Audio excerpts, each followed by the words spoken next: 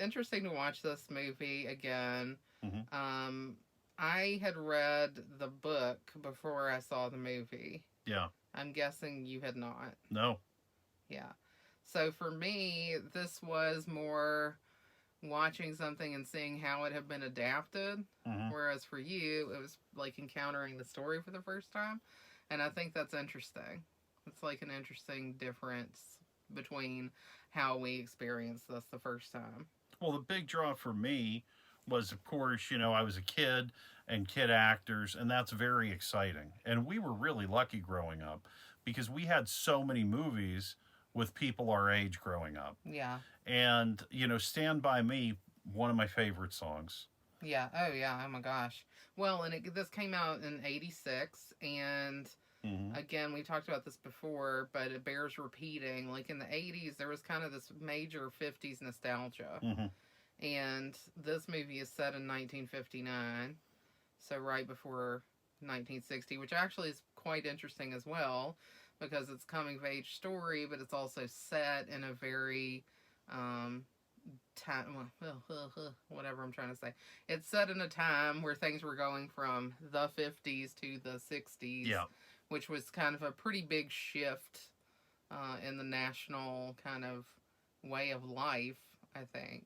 Yeah. I mean, not instantly. Obviously, 1960 was a very different year than like 1969. But when you think about the 50s versus the 60s, you have a very distinctive difference between how you think about those decades. Yeah, I completely agree with you. And I think about the summer and it's burning really hot, and this is like the last fire of the 50s, Yeah.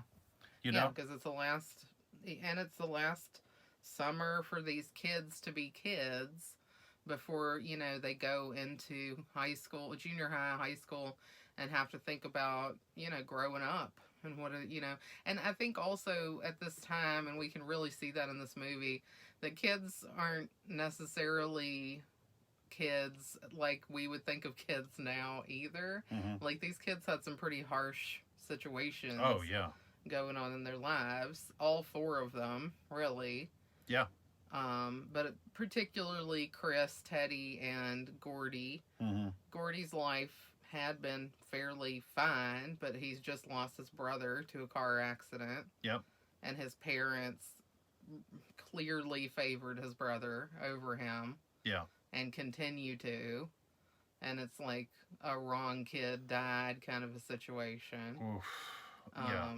Which And, honestly oof. becomes like a joke in other movies. Like Walk Hard, literally, they say the wrong kid died. Hmm. But that's basically the mood here, which is really difficult. Then you have Chris, who is in an abusive home life. Yeah. And his older brother is part of this gang. His older brother's Eyeball Chambers, who's a complete jerk.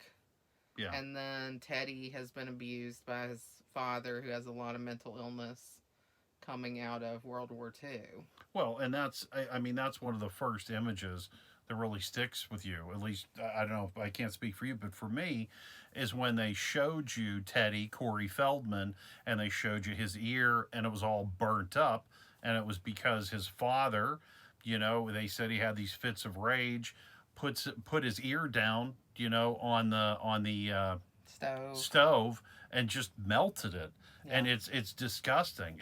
Because it's just a regular, kid, your average everyday kid, but he's deformed because of this violence.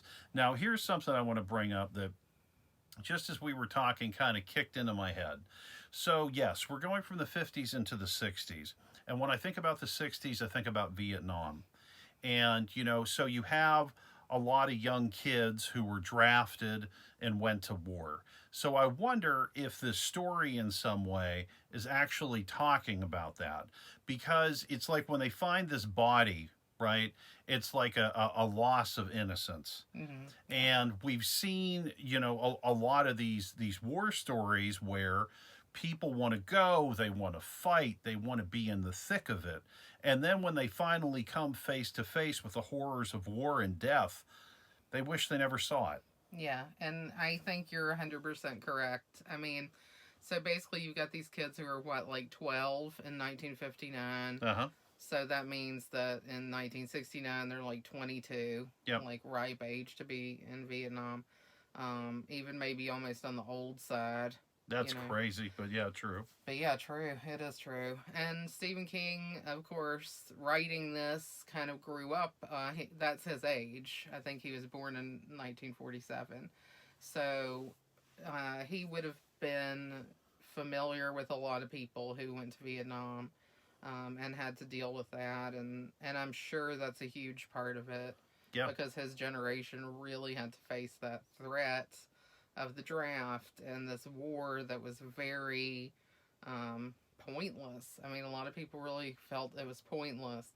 And so I think that that is such a facet of any literature Hmm. by people who grew up in that time. And if you read the book, it's definitely part of that.